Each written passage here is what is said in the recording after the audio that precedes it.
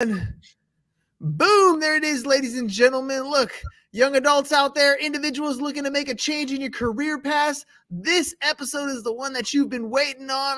If you guys are looking for a big change, then let's get this one started so you can get that change happening. Here we go. Shut up and sit down. Look, a business can give you everything you want in life. Prestige, wealth, freedom. It can also take everything away from you. This show is for those who are willing to take that risk. These are the real life stories of entrepreneurs. But before we start, I have one small favor to ask. Please leave a comment. It can be advice, critiques, tips, feedback, or share this with someone because your engagement is the most valuable and most powerful form of social currency. So thank you, and welcome to another episode of Business Buzz! If you're an inspiring entrepreneur who's looking to achieve success without a college degree, then this episode is for you. Today, we have a very special guest who's gone from digging ditches to becoming a successful entrepreneur and mentor to hundreds of young people. Are you struggling to find your path with success without a degree? Then our guest has got you covered. Stay tuned and hear his incredible story and advice. Now let's welcome to the show the man who's here to share his knowledge and expertise with us, Mr. Ken Rusk.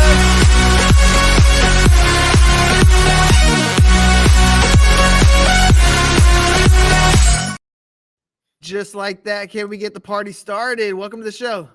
Great. Thanks for having me. I really appreciate it. All right, I want to start off today with a little bit of background of what I do. I teach a high school class called Financial Algebra. It's 17-year-old high school students, high school seniors who are about to graduate. And the kids that tend to be in my class are not the ones that are really college bound. They might go to like a junior college and maybe do that route, but they haven't really been, haven't had such huge success in high school. And so I feel like this is kind of one of those perfect opportunities to hear from somebody who gives them a different point of view. So can you share with us your experience on how you achieve success without a college degree? Well, yeah, it was, we're talking back in the early 80s. And one of the things that was unique, my high school, when I was 15, my high school shared a fence with an industrial park. And after school, we would cut through this hole in the fence and go through this industrial park on our way to the carryout on the corner just to hang out after school and do what kids did, right? So I remember going through this industrial park, and there was always just a lot of energy there. There were things that people like me love to be outdoors and that kind of thing enjoyed. Lots of equipment, lots of people milling around, lots of activity, lots of energy. And I just remember one day I said, I'm 15. I need to get my first used car. I want to start my life. I want to get some spending money, do some things I needed to do. And so I went in and I said, what do you guys do here? I knew some people that worked there, and they, they were like, well, hey, we're ditch diggers. We actually fix old basements. And I said, well, I can do that, So I literally took a job doing that in the summertime. And then in the wintertime, I'd work inside the office because I was going to school still. And, that kind of happened for 3 or 4 years. And by the time I was 18, 19, I had, in the fall of my senior year, I'm like, what am I going to do? Am I going to go to school or what? And the owner came to me and said, look, we're going to open up franchises around the country. We're going to start these places from scratch because our company's growing so big, we can't possibly reach these areas from where we lived in Cleveland at the time. And so they put me out there, and I went and opened office in Columbus and then in Chicago and in Cincinnati. And I did it all pretty much on my own. So I kind of got the sense of how a business works from that experience. And I did that for 3 or 4 years and then got tired of living out of a suitcase, traveling all the time. So moved to Toledo, Ohio 37 years ago, started with 6 people, opened up my own company, and now we have nearly 200. So it's been a heck of a ride. So, and something I want to kind of highlight about your story there is, there's this common misconception that you have to have a college degree to be successful. But what you're showing here is your willingness to work and learn is really what's the key to making you a success. You were willing to get in there, dig the ditches. You were willing to go in the winter and learn the business that was happening in that place, not just showing up for a paycheck, but actually, the paycheck's obviously the big perk and the benefit. but you were willing to put in the work to learn something a little bit different. How have things changed? Is that misconception still there where you need a college degree in today's world? Well, let me just put it to you this way. So if there's 167 million people working in the United States today, about 77 million of those people still do something with their hands today. When you put your feet on the floor getting out of bed this morning to go to your work or school or church office, whatever, you crossed thousands of blue collar jobs that are still viable today. And because so few people are willing to do those anymore, the wages are going higher and higher and higher. I'll give you a quick example. So the average college salary, we researched this for my book, Blue Collar Cash, was expected to be $70,000 for a lot of these kids that were coming out of college with just regular, normal, standard business degrees, nothing fancy. The actual salary for those, because there's so many, we've overproduced so many of those kids, is only $50,000, but they have an average of $40,000 to $80,000 in debt. Now, conversely, construction is so hot right now, and it's been and it will be for a very long period of time to come. The average job now is paying $30 an hour, so you can come out of this at 75 grand a year right off the bat. So that right there should tell you supply and demand from your econ class is something you got to pay attention to, because wages are simply the supply and demand of labor. And when supply is low and demand is high, that's where the wages go. That's what we're seeing now. And that's not going to change because of how we think of college, how we think of, things like shop class, and how stigmatized blue collar jobs have become, which is crazy because college has only ever been one of 6 ways to be successful. But yet you would think it's the only way now. And that's simply not true. It's never been true. And it's not going to be true today and certainly tomorrow. That's because education is a business, Ken. I mean, you didn't know that colleges are over here making money hand over fist. And it's not like it's a traditional business where somebody can just, get the money. No, we're going after 18-year-old kids. We're slapping them with a student loan debt, which they can never get rid of, right? And then saying, don't worry, you'll get a job later on that's going to take care of that. No big deal. Half of these kids don't even finish college. They weren't doing as good a job in high school, and then they expected to go to college when there's nobody telling them what to do and how to do it, and then expecting them to be successful in that space.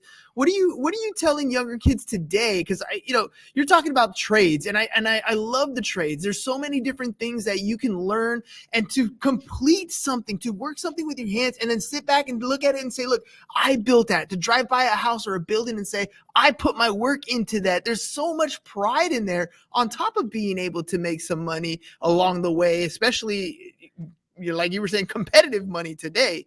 What are you telling younger people today? And tell me the premise of your book here to help people kind of understand this opportunity that's presented in the trades. Well, first off, when you look back on your life, and I mean, I'm in my 50s now, and when I look back across the whole life, one thing has never changed, and that is you don't live to work. You work so you can live. So I always thought, well, shouldn't we be describing what living is first? Like, shouldn't we figure out what we want our life to look like first and then go after one of the many paths to get there? Because if you're progressing, if you feel progress and you're moving towards what you want your life to look like, towards that picture, that vision, there's a lot of things that you can do to get there. So I tell kids, let's step back a second. Let's take out a simple poster board and a bunch of crayons, okay? And let's draw what we want our lives to look like. And I mean seriously detailed here. What kind of house do you see yourself living in? What's your transportation looking like? Car, motorcycle, truck, minivan, electric vehicle, whatever. What do you see as your vacation? What would be your perfect vacation? What do you see as your hobby, your sport? What do you see as your health? I mean, how you take care of yourself, your charity, your give back moment. What do you see as your pet? Are you a dog person, a cat person? If so, what color, what kind, what would you name it? Get really detailed as to what you want your life to look like. And don't worry, because these things evolve over time, but you got to start somewhere, because what your brain sees it attracts itself to almost involuntarily. And that's a good thing, because the more you focus on the good and the right, the more you're going to get there. So I tell kids, let's begin with what you want your life to look like first, and then we'll back in one of the many ways there are to get there.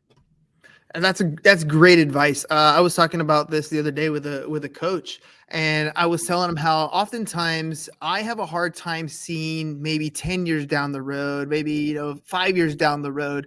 I have a general idea, but it's kind of like a mirage. It's a little blurry out in the distance, but I kind of know where I want to go. But what I can clearly see is in a month, I can clearly see in 6 months, and sometimes I can really clearly see in a year. And at least if I'm taking those progressive steps to get to those small goals, that far goal in the distance starts to get a little bit clearer and clearer and clearer. And then all of a sudden I'm there. And that's where I think what you're talking about here, when you're visualizing it, when you can see it in your mind's eye, it will become a reality. But the progress to get there is the key, right? Those very next step. So let me ask you this: when people are graduating high school, you got these young kids, they're maybe not going that traditional route, they're not going to the college, they want to get that job right away. How can they stand out in a job market like that, so that maybe they get better opportunities, maybe they have a more marketable skills? How do they choose some of these trades that they want to work in so that they have a good opportunity to succeed in that space? Well, first off, they have a serious advantage that, even I did not have, because in the past, if I put an ad in the paper for someone to come do what I needed them to do, I would have 15 people in my foyer the next day filling out applications. Now there's maybe 3. So the supply is very, very low, which means the demand is high. So the good news there is, if you show up, God forbid you show up to your interview early, okay, you're well dressed, that's already a differentiator. You shake someone's hand firmly, you look them straight in the eye and smile, and you go there with the intent in mind of, can I build my life with and through this company? And then get ready to ask that question. What can I do here to make my life appear in front of my very eyes? What can I do to make my life work with and through your company? You will get you'll get everybody that wants you. Every interview, you will nail every interview you have. And because there's so few people that are willing to do those things anymore. I mean, some people show up for interviews like they just rolled out of bed. Some of them aren't ready to ask any questions. They just, what do you want me to do? When do you want me to do it? And how much am I getting paid? Get way beyond all that. Okay. Ask them, what's in it for me to work here? Like how can I build my life working for you within this company? You're going to get people that are going to sit back and go, well, man, I found a gem here. And then what happens is, they will fold you under their wing and take you up that ladder so quickly, because they have so fewer choices to make that happen with. So they have an atmospherical advantage already just from that point. Now, can you make yourself more marketable by maybe knowing how to do basic things? Yeah. I mean, have you ever cut a piece of wood? Have you ever welded something? Have you ever wired an outlet? Have you ever welded anything? Have you ever cooked anything or whatever? You can dive into that stuff and volunteer and do those things now to learn those things. A lot of these wood shops are looking for part-time help, or you can learn these skills on a very part-time basis to prepare you to at least be able to speak the language when you go into some of these interviews. And like I said before, because of the supply of people willing to do that is so low, demand is high. That's where the money's going. So you can almost write your own ticket in a lot of these companies.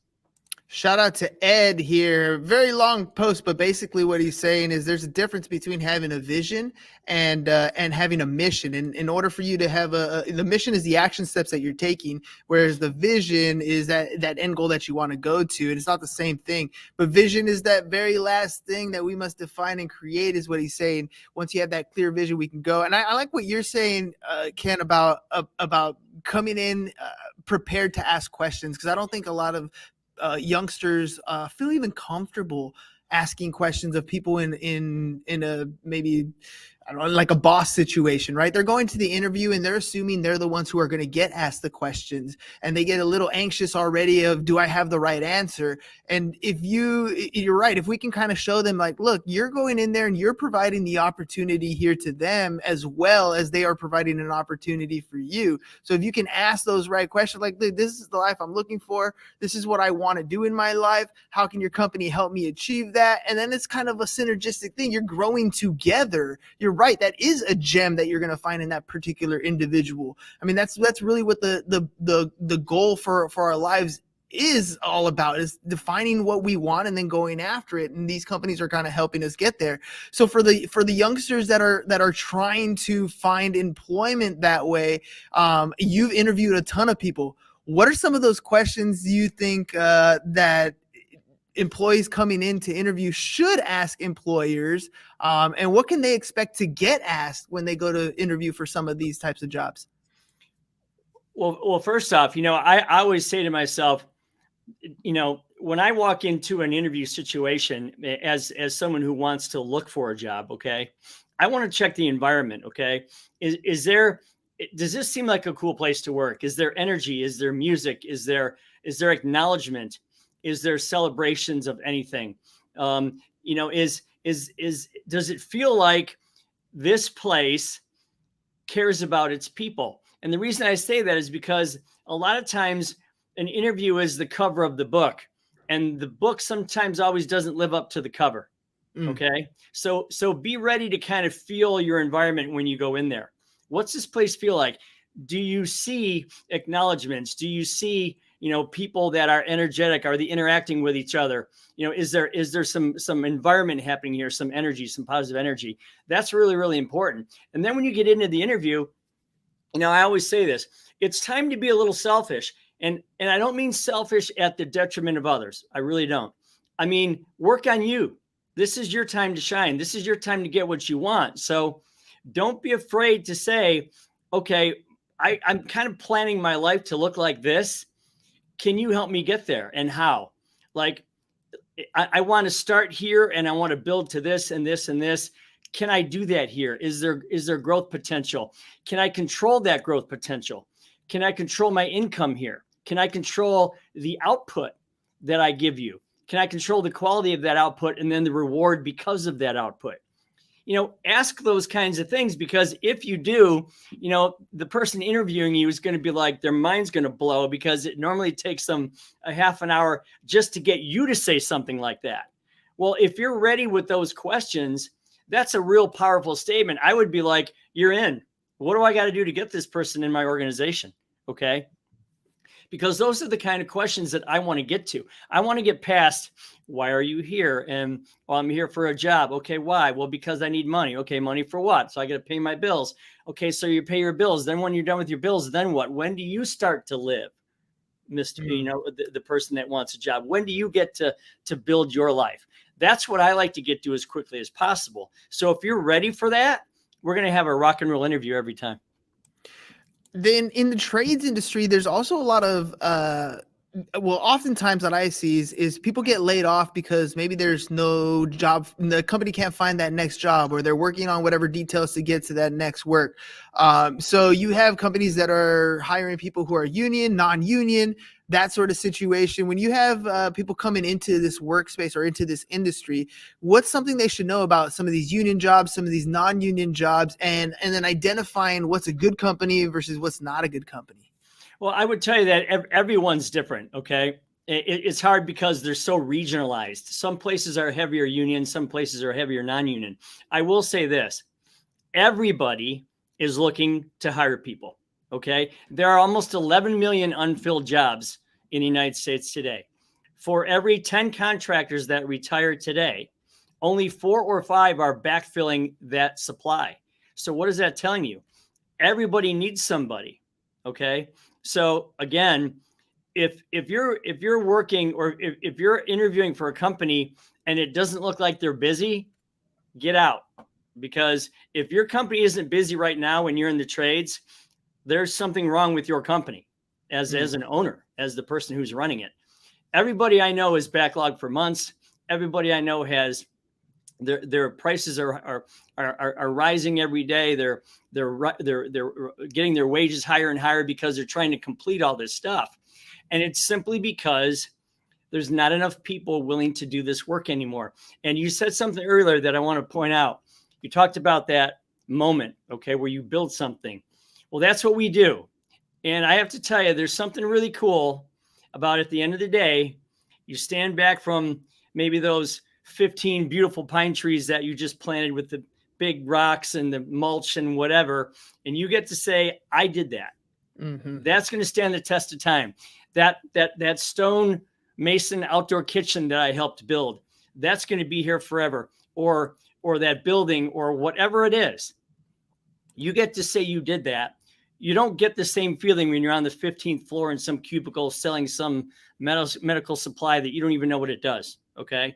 So there's a lot of pride in our jobs. There's a lot of control over your whole life that you get to exercise that a lot of office environments don't offer. So be ready to take advantage of that, because that's where the financial gain is right now. And that's where a really cool, life that you want for yourself can happen for you. There's also this camaraderie that happens. You see it in the military, you see it in sports all the time. Something about pouring some blood, sweat, and tears into something with a group of individuals. We're talking trades, so oftentimes it is a group of guys, but to be out and to do those things together, to work on a project together, you're talking about building a life. Some of the greatest relationships that you're ever going to have come through sweat equity with each other, through building that camaraderie, to look back. And just like you said, looking back and saying, look, I built this, but having a team behind you, right? These guys are there. They were there when it was hot. They were there when it was cold. They were there when it was hard, when they had to solve the problems. And I think, it helps to build that life that you want, on top of course, the income benefits and that lifestyle as well. But to build the relationships within that organization, that kind of goes a long way. Can you speak to that as well? Yeah, absolutely. So, in our business, there's 200 people. I would say that at least 50 of them have been here 5, 10, 15, 20, 25, 30, 35 years. So yeah, you get to see each other's life develop right in front of your very eyes. And the greatest part about that is, when I teach my 5 steps to achieving any goal, the last one is sharing that goal. And the beautiful part is everybody sees everybody else's life just blossoming in front of them, because as a team, they get to control how much output they have, and therefore the financial gain from that. So it's a really cool thing to see people, acquiring houses and acquiring cars and having kids and developing a life for themselves and having their charity moments and, having their sports and doing all the things that they do, walking their dogs in the park, whatever. I get to see all that, and they get to see it with each other. So you're 100% right about the camaraderie, because sometimes in an office building, people kind of come and go a lot, or, someone wants your job and they don't want you to get that promotion because they want it or whatever. I really like what we do, because when you do work together, you create together, you celebrate together. And that's something that should not be discounted for sure. Tell me about work ethic required here, because, we talked about it earlier. There's not a lot of people going into these trades. There's not a lot of people replacing the contractors that are coming off, either retiring or dying off. Because let's face it, some of them do this for the rest of their lives. And they're just not being replaced. They're not having this, people come in and mentor under them and taking over some of these companies. What's that work ethic that's required to be successful in this space, or at least to get started? Because I feel like if you could just get somebody out of their comfort zone just a little bit to try some of these different opportunities, they'd get a taste of what it's like and possibly be hooked, right? Like, so what's required for somebody to go into these industries and get started? Well, let's describe what work ethic is. So work ethic is your ability to contribute, your desire and your want to contribute to create something. That's basically what it is. So what drives that? Well, what drives it is the rewards you see for yourself for doing such a thing. Okay.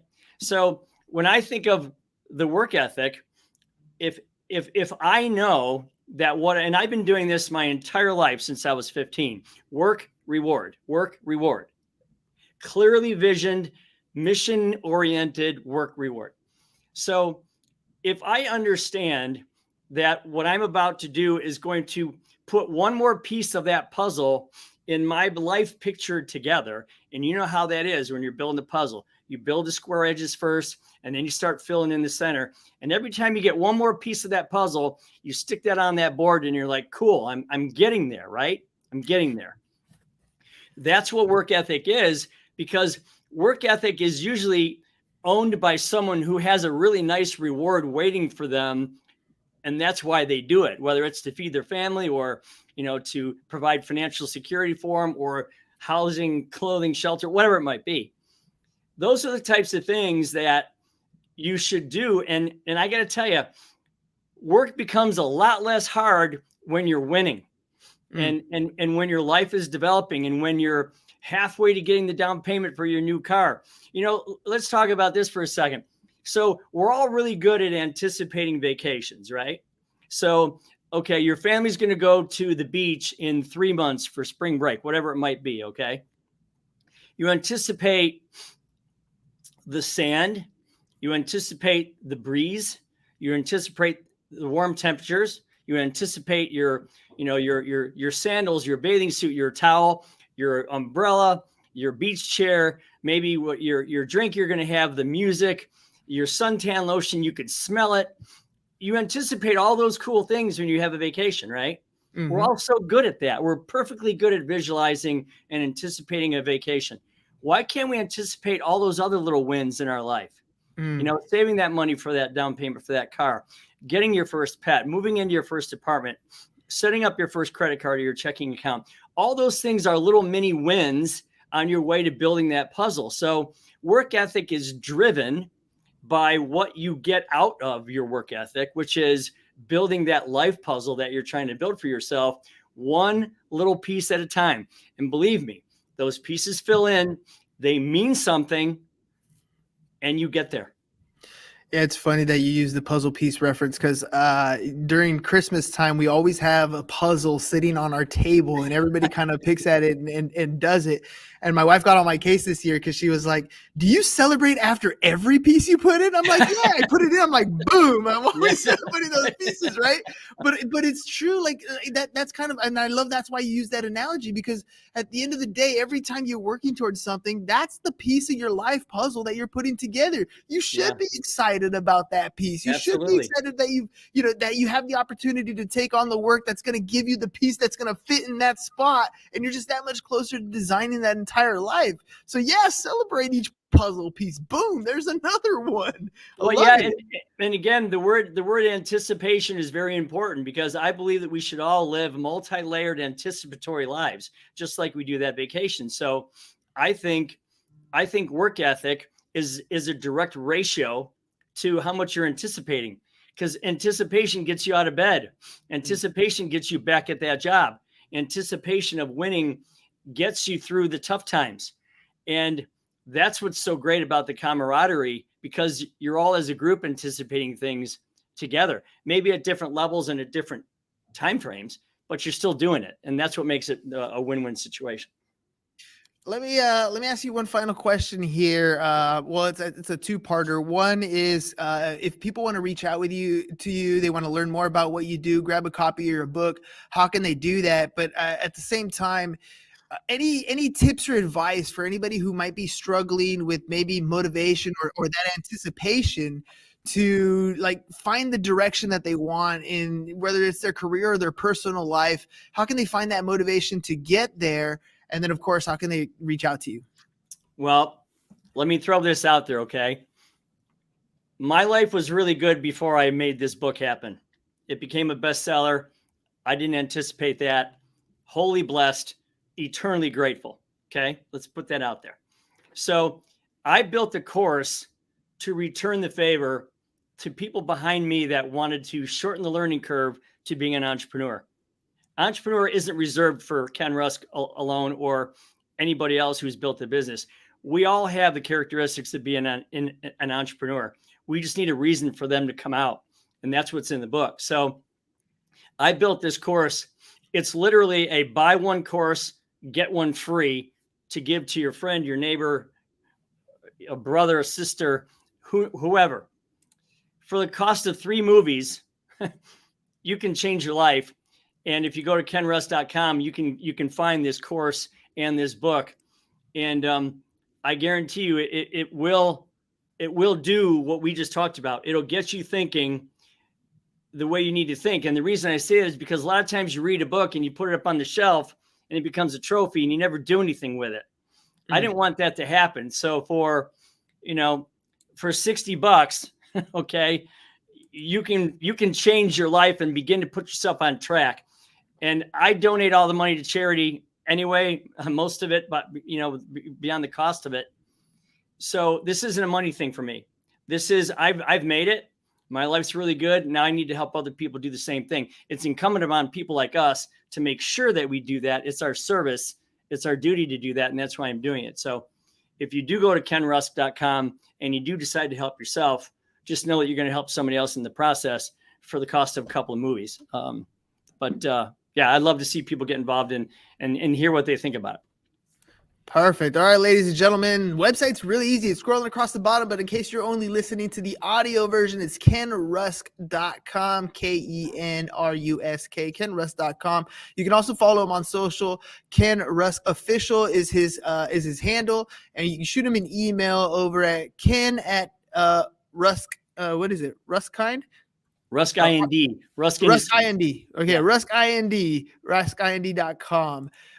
Ken, thank you very much for coming on the program today. I 100% agree with you. You've been able to achieve a level of success, which is really, really awesome. But then the ability to give back, there's a certain selfish feeling that you can get. We call it this joy that you get when you give back. It's one of the reasons why I love to be in the classroom. When that kid gets that aha moment and the eyes light up, there's no other greater feeling, I think, in the world than to be able to share or give somebody that joy or that hope in their mind that they might need. And you're doing that very well. So thank you very much for coming on the show. Ladies and gentlemen, make sure you guys stop by his website one more time, kenrusk.com, kenrusk.com. We'll catch you guys on the next one. Peace. And we're out. It's over. Go home. Is your business in need of marketing? Try starting a podcast, but not just any podcast. Podcast like a pro. We can show you how to take your business from being invisible to becoming a brand people trust. Go to www.businessbros.biz to get